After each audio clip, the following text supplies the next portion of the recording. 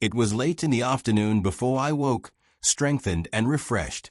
Sherlock Holmes still sat exactly as I had left him, save that he had laid aside his violin and was deep in a book. He looked across at me, as I stared, and I noticed that his face was dark and troubled. "You have slept soundly," he said. "I feared that our talk would wake you." "I heard nothing," I answered. "Have you had fresh news, then?" "Unfortunately, no. I confess that I am surprised and disappointed. I expected something definite by this time. Wiggins has just been up to report. He says that no trace can be found of the launch. It is a provoking check, for every hour is of importance. Can I do anything? I am perfectly fresh now, and quite ready for another night's outing." "No, we can do nothing. We can only wait. If we go ourselves, the message might come in our absence, and delay be caused. You can do what you will, but I must remain on guard." "Then I shall run over to Camberwell and call upon Mrs. Cecil Forrester. She asked me to, yesterday." "On Mrs. Cecil Forrester?" asked Holmes, with the twinkle of a smile in his eyes. "Well, of course Miss Morstan too. They were anxious to hear what happened." "I would not tell them too much," said Holmes. "Women are never to be entirely trusted, not the best of them." I did not pause to argue over this atrocious sentiment. "I shall be back in an hour or two," I remarked. "All right. Good luck. But, I say, if you are crossing the river you may as well return Toby, for I don't think it is at all likely that we shall have any use for him now." I took our mongrel accordingly, and left him, together with a half-sovereign, at the old naturalist's in Pinchin Lane. At Camberwell I found Miss Morstan a little weary after her night's adventures, but very eager to hear the news. Mrs. Forrester, too, was full of curiosity. I told them all that we had done, suppressing, however, the more dreadful parts of the tragedy. Thus, although I spoke of Mr. Sholto's death, I said nothing of the exact manner and method of it. With all my omissions, however, there was enough to startle and amaze them. "It is a romance," cried Mrs. Forrester. "An injured lady, $500,000 in treasure, a black cannibal, and a wooden-legged ruffian. They take the place of the conventional dragon or wicked owl. And 2 knight-errants to the rescue," added Miss Morstan, with a bright glance at me. "Why, Mary, your fortune depends upon the issue of this search. I don't think that you are nearly excited enough. Just imagine what it must be to be so rich, and to have the world at your feet." It sent a little thrill of joy to my heart to notice that she showed no sign of elation at the prospect. On the contrary, she gave a toss of her proud head, as though the matter were one in which she took small interest. "It is for Mr. Thaddeus Sholto that I am anxious," she said. "Nothing else is of any consequence, but I think that he has behaved most kindly and honorably throughout. It is our duty to clear him of this dreadful and unfounded charge." It was evening before I left Camberwell, and quite dark by the time I reached home. My companion's book and pipe lay by his chair, but he had disappeared. I looked about in the hope of seeing a note, but there was none. "I suppose that Mr. Sherlock Holmes has gone out," I said to Mrs. Hudson as she came up to lower the blinds. "No, sir. He has gone to his room, sir. Do you know, sir," sinking her voice into an impressive whisper, "I am afraid for his health."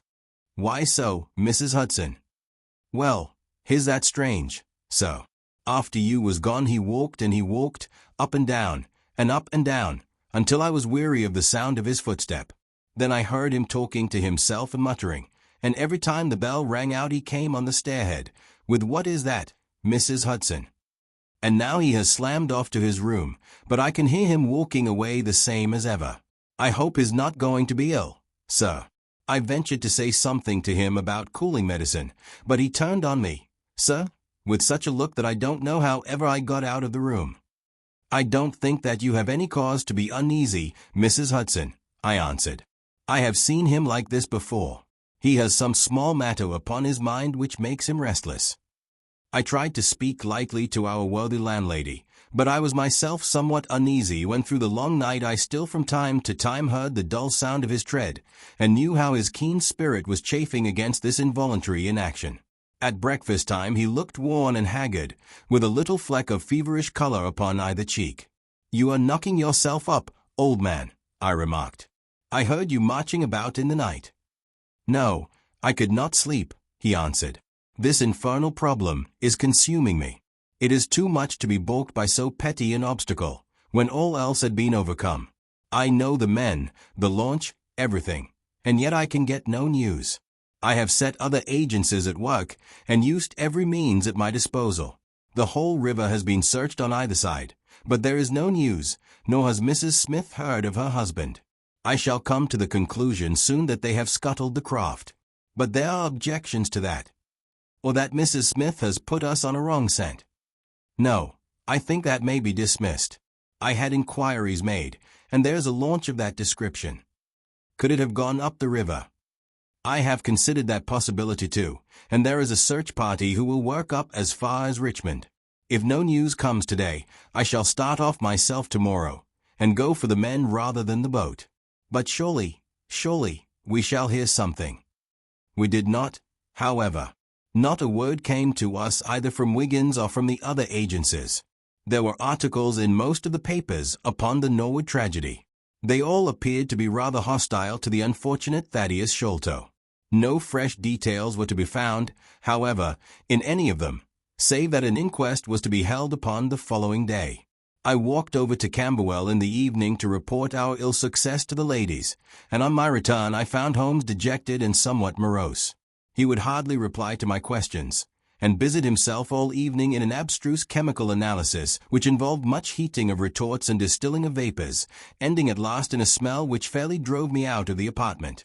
Up to the small hours of the morning I could hear the clinking of his test tubes which told me that he was still engaged in his malodorous experiment. In the early dawn I woke with a start, and was surprised to find him standing by my bedside, clad in a rude sailor dress with a pea jacket, and a coarse red scarf round his neck. "I am off down the river, Watson," said he.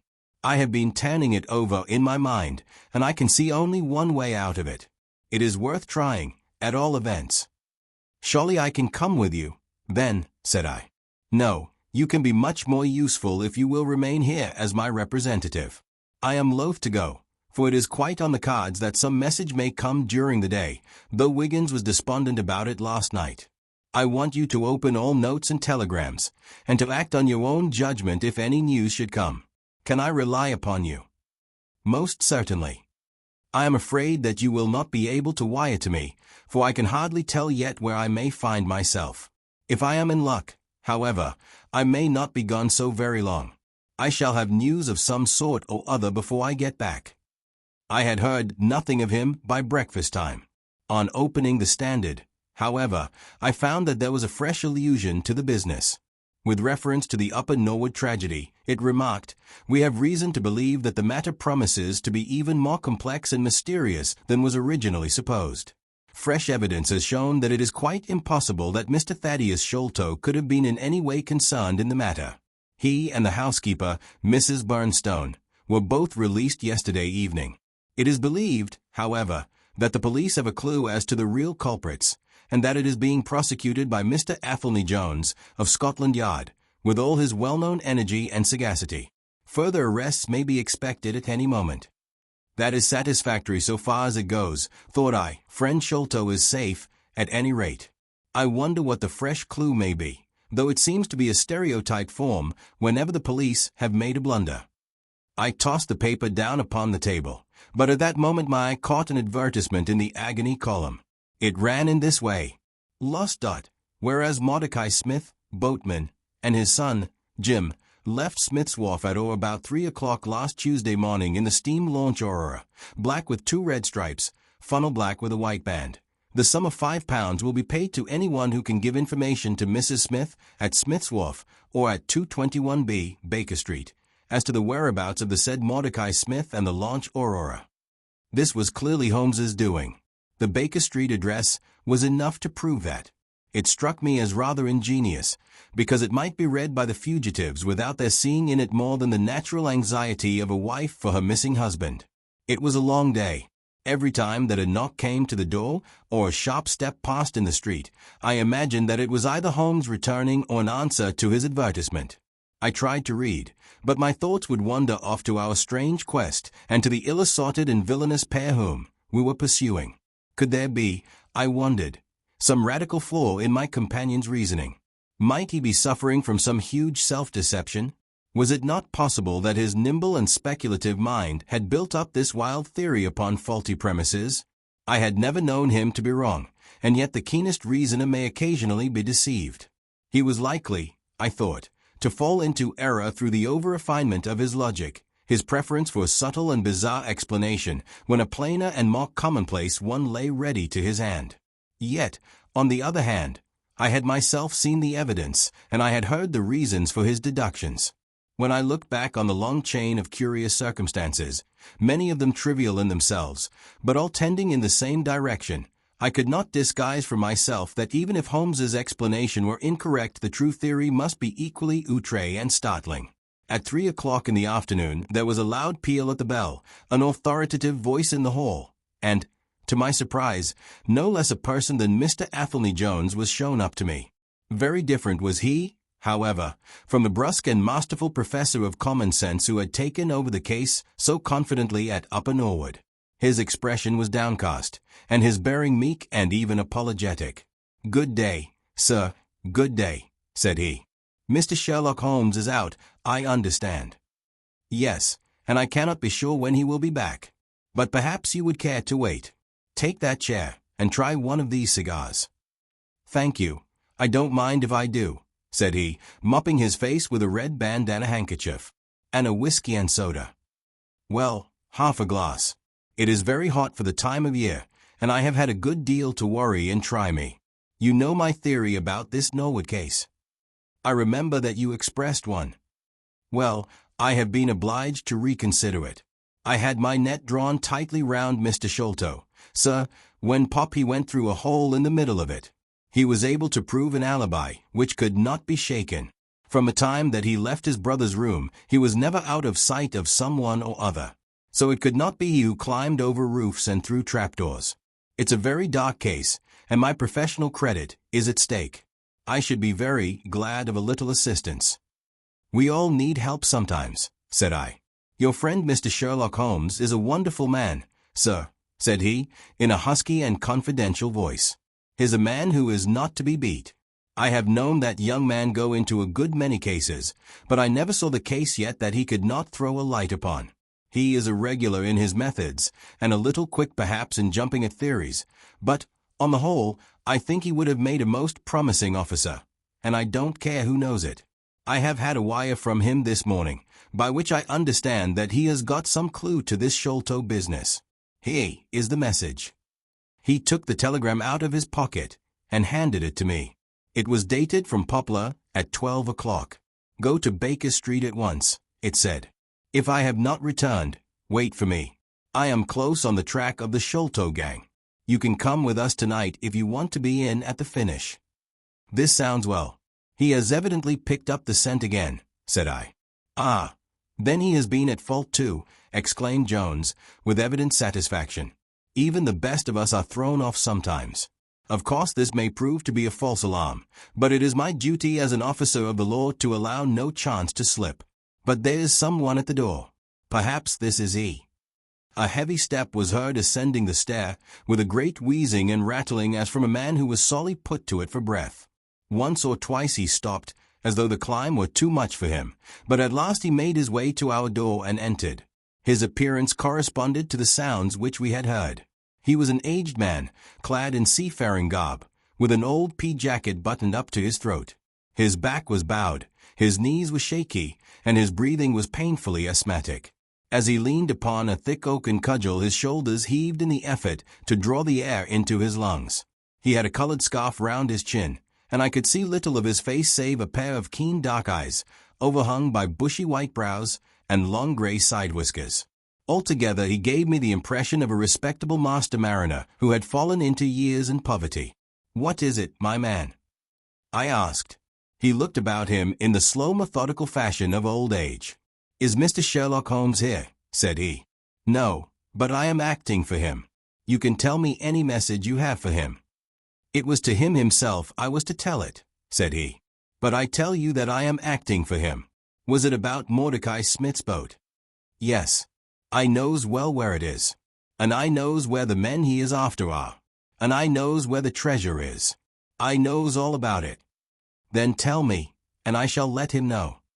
It was to him I was to tell it, he repeated, with the petulant obstinacy of a very old man. Well, you must wait for him. No, I ain't going to lose a whole day to please no one. If Mr. Holmes ain't here, then Mr. Holmes must find it all out for himself. I don't care about the look of either of you, and I won't tell a word. He shuffled towards the door, but Athelney Jones got in front of him. Wait a bit, my friend, said he. You have important information, and you must not walk off. We shall keep you, whether you like or not, until our friend returns. The old man made a little run towards the door, but as Athelney Jones put his broad back up against it, he recognized the uselessness of resistance. Pretty sort o' treatment this, he cried, stamping his stick. I come here to see a gentleman, and you two, who I never saw in my life, seize me and treat me in this fashion. You will be none the worse, I said. We shall recompense you for the loss of your time. Sit over here on the sofa, and you will not have long to wait. He came across sullenly enough, and seated himself with his face resting on his hands. Jones and I resumed our cigars and our talk. Suddenly, however, Holmes's voice broke in upon us. I think that you might offer me a cigar too, he said. We both started in our chairs. There was Holmes sitting close to us with an air of quiet amusement. Holmes, I exclaimed. You here? But where is the old man? Here is the old man, said he, holding out a heap of white hair. Here he is, wig, whiskers, eyebrows, and all. I thought my disguise was pretty good, but I hardly expected that it would stand that test. Ah, you rogue, cried Jones, highly delighted. You would have made an actor, and a rare one. You had the proper workhouse cough, and those weak legs of yours are worth £10 a week. I thought I knew the glint of your eye, though. You didn't get away from us so easily, you see. I have been working in that get-up all day, said he, lighting his cigar. You see, a good many of the criminal classes begin to know me, especially since our friend here took to publishing some of my cases, so I can only go on the warpath under some simple disguise like this. You got my wire? Yes, that was what brought me here. How has your case prospered? It has all come to nothing. I have had to release 2 of my prisoners, and there is no evidence against the other 2. Never mind. We shall give you 2 others in the place of them. But you must put yourself under my orders. You are welcome to all the official credit, but you must act on the line that I point out. Is that agreed? Entirely, if you will help me to the men. Well, then, in the first place I shall want a fast police boat, a steam launch, to be at the Westminster Stairs at 7 o'clock. That is easily managed. There is always one about there, but I can step across the road and telephone to make sure. Then I shall want 2 staunch men, in case of resistance. There will be 2 or 3 in the boat. What else? When we secure the men, we shall get the treasure. I think that it would be a pleasure to my friend here to take the box round to the young lady to whom half of it rightfully belongs. Let her be the first to open it. Watson. It would be a great pleasure to me. Rather an irregular proceeding, said Jones, shaking his head. However, the whole thing is irregular, and I suppose we must wink at it.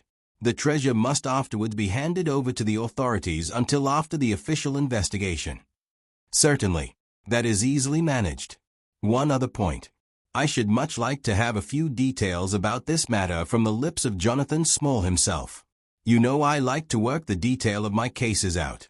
There is no objection to my having an unofficial interview with him, either here in my rooms or elsewhere, as long as he is efficiently guarded.